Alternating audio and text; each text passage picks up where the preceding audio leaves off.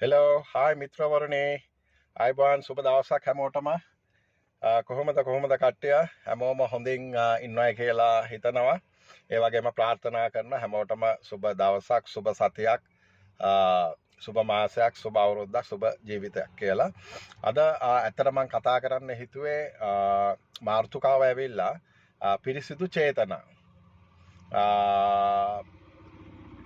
purity of motive.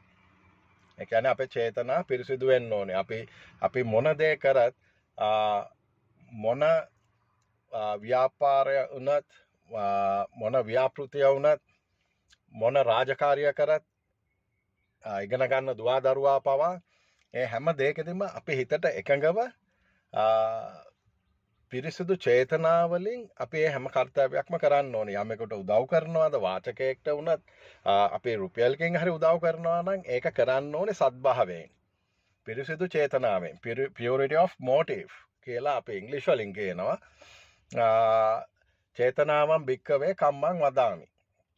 පිරිසිදු චේතනා ගෙන දේ වාසනා.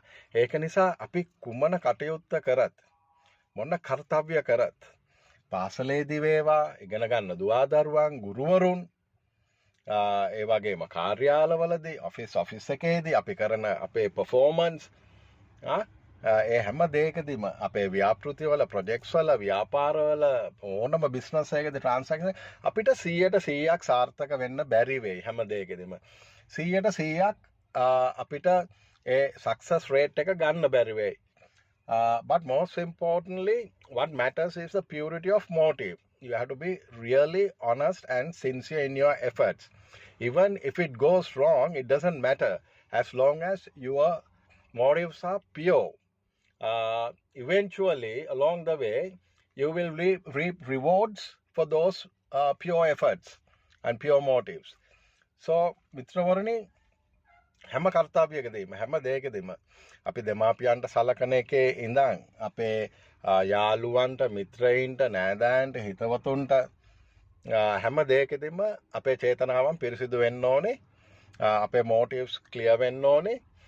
එතකොට අපිට හිතා ගන්න බැරි වාසනාවක් සක්සස් රේට් එකක් මේ හැම දෙයක්ම අපිට ලැබේ. නමුත් අපේ චේතනාවන් පිරිසිදු නැත්නම් අපේ මොටිව්ස් ක්ලියර් නැත්නම් එහෙනම් මං හිතන්නේ අපි කරන කියන වැඩවල වලින් කිසිම සාර්ථකත්වයක් නැහැ. අපිට ශනිකව සාර්ථකයි කියලා හිතා ගන්න පුළුවන්. නමුත්